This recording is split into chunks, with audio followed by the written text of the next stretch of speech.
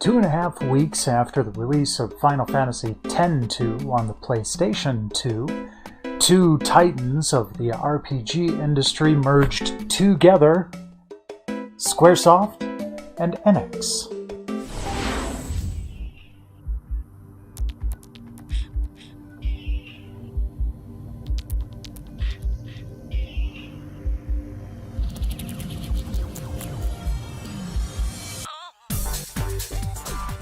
Squaresoft had already released several games on the 6th gen console.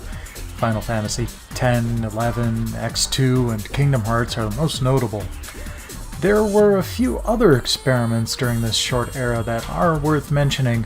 Unfortunately, they are mostly cautionary tales.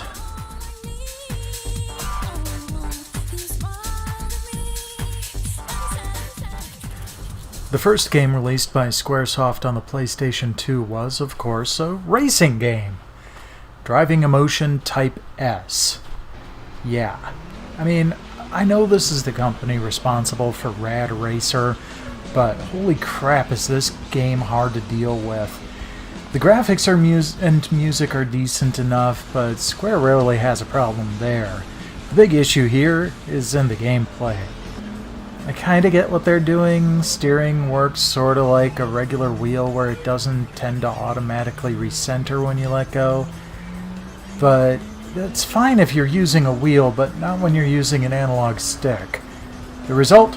Drunken Emotion Type S.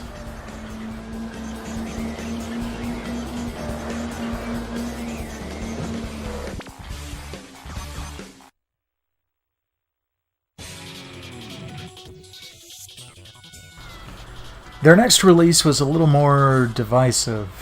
I actually liked the Bouncer. It's one of the few fighting games I can say that about.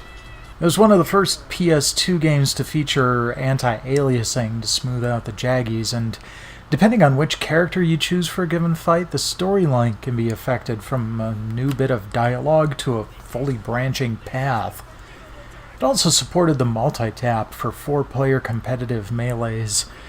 One of the characters that always stuck out to me was Echidna. She had an unruly design, but she sported the best rendition of capoeira in a fighting game I'd ever seen. She's a little bit difficult to play, but that's because she has to wind into each move as someone dancing capoeira would actually do.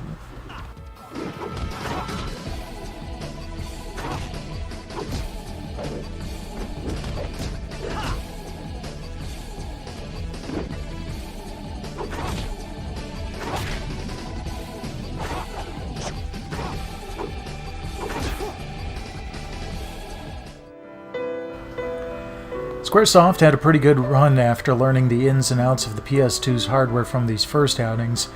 Final Fantasy X came next, followed by the first of the Kingdom Hearts series. In 2002, they took the Final Fantasy series into MMO territory with 11, a game that claimed literally years of my life and is still running today in 2018.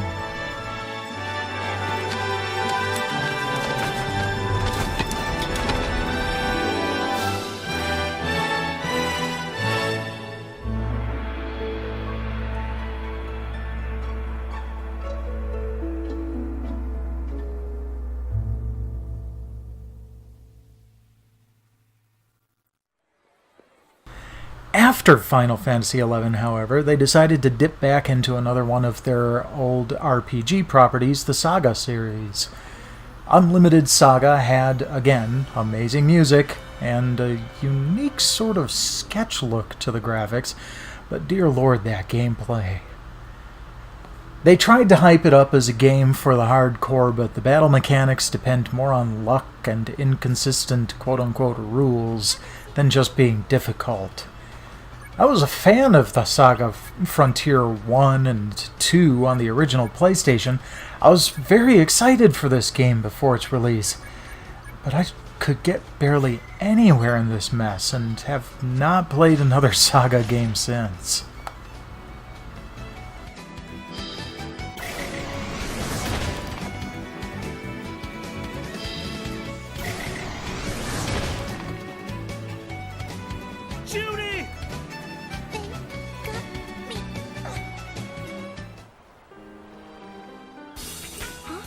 As I mentioned at the top of the video, the last game released before the merger was Final Fantasy X-2.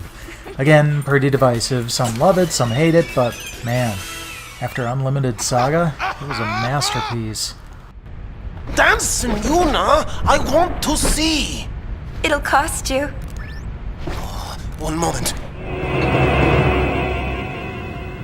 The first game to be released after the Square Enix merger was Drakengard, the first game in the story that eventually spawned the critically acclaimed Nier Automata. I'd call that a good start to a beautiful new relationship.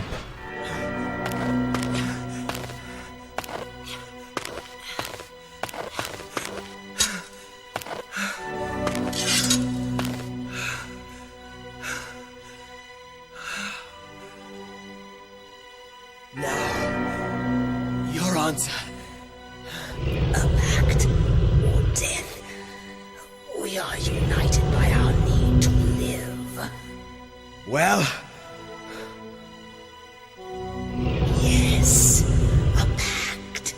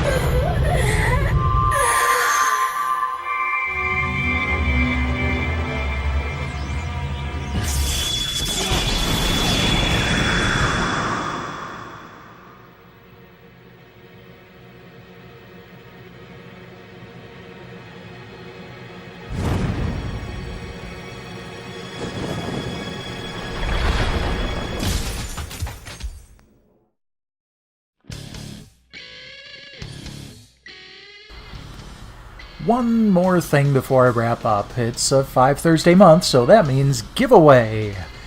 This month, one winner will have their choice of Final Fantasy X 10-2 Remastered on the platform of their choice, or the PS4 remaster of Enix's last PS2 game before the merger, Star Ocean Till the End of Time.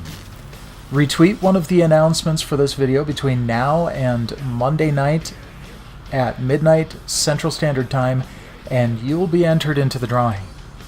See you all next week for August's Plus Dive.